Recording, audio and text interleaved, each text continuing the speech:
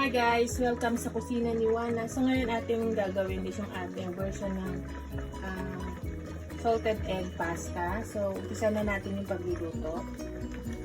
Maglagay tayo ng ating butter.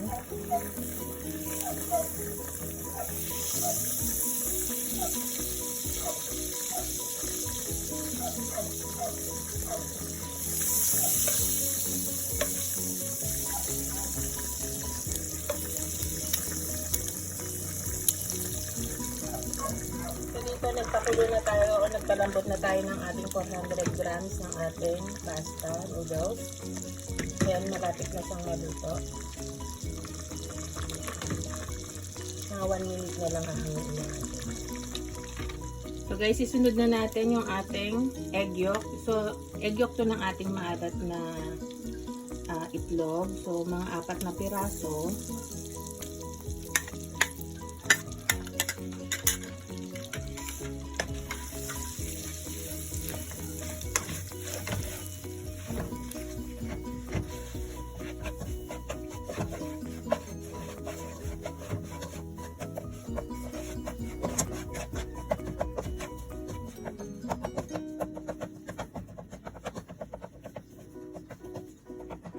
So guys, meron tayo dito ang combination ng ating fresh milk at yung ating all-purpose milk.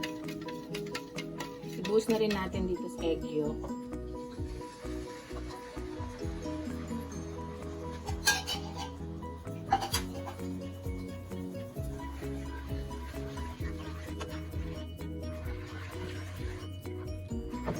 Stir lang natin mabuti.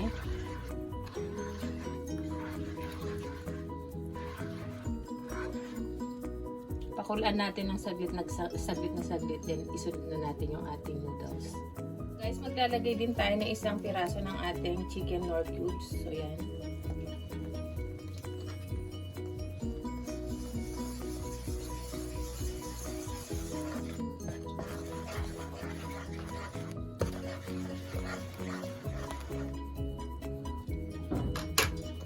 Isunod na natin yung ating pasta, yung pre-cooked pasta natin.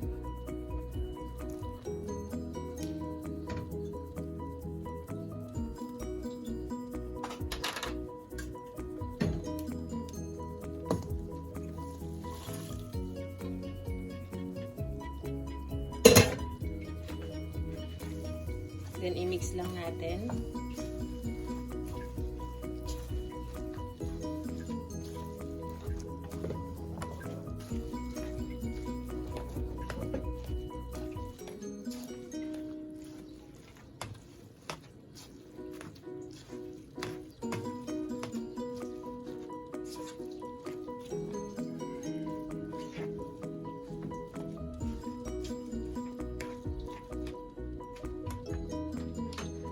Plan din natin ng mga 1 teaspoon ng ating black pepper.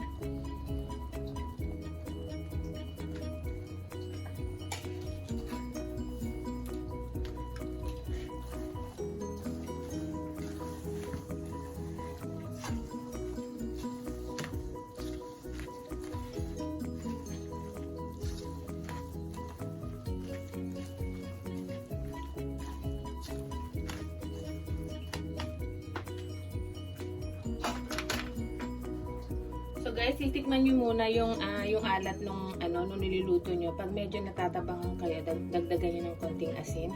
So magdagdag tayo ng mga half teaspoon ng ating salt.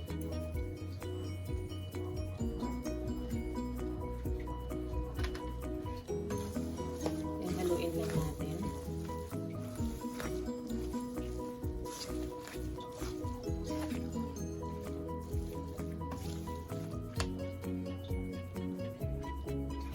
Sunod na rin natin yung ating red chili.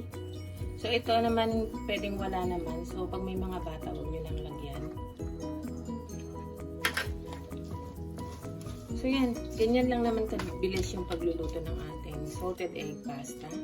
So yan, mga 1 minute pa din pwede na natin siyang hanguin. So guys, ito na yung ating finished product ng ating salted egg pasta.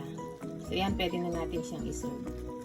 Ito na yung ating salted egg pasta. So bali nilagyan natin ng ating toppings na parmesan cheese, then yung ating natirang salted egg, so pinaka-toppings. Then binudbudan din natin siya ng ating chili flakes.